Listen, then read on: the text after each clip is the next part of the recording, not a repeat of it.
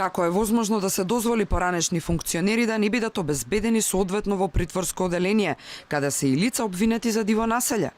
Особено е чудно што прво бил нападнат Ристовски, а еден час подоцна Јанакиевски, а меѓу двата инциденти не се направило ништо од затворските чувари.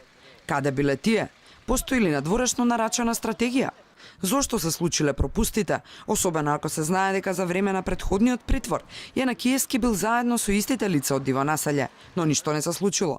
На сите овие дилеми, денеска директорот на управата за извршување на санкции под кого се сите затвори во државата, Јовица Стојановиќ, за Алфа само рече дека уште истражувале што се случило, сакале да се прецизни, оти ова било сериозно.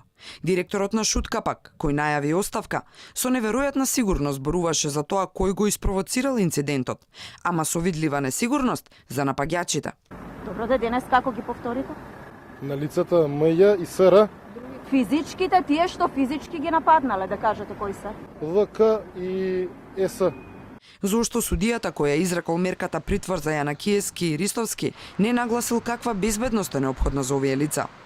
Тежината секогаш паѓала и треба да падне на судијата.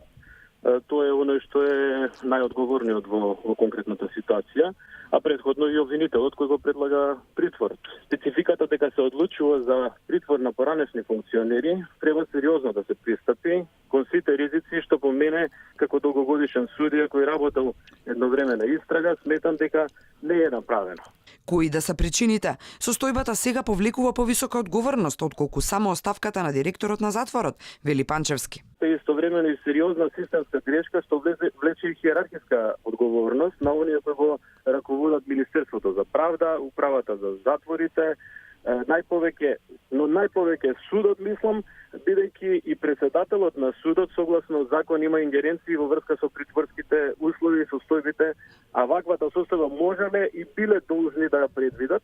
Откако двајцата завршија во болница, дури денеска од затворот ги засилиле чуварските служби, а Јанакиевски и Ристовски биле префрлени во други оделенија, по одлука на Котевски.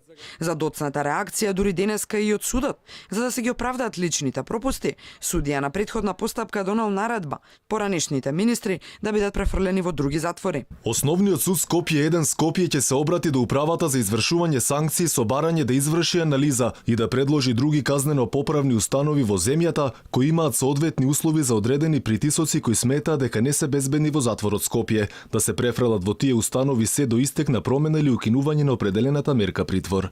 Јанакиевски и Ристовски завршија во притворот како тоа го побара обвинителството на основа на докази за кои тврдат дека ги поседуваат. Конкретно Русковска се објаснуваше пред новинарите дека притворот го побарале како мерка предпазливост, оти двајцата можеле да избегаат или да влијаат на сведоци. Инцидентот во затворот во Шутка го истражува и Народниот правобранител.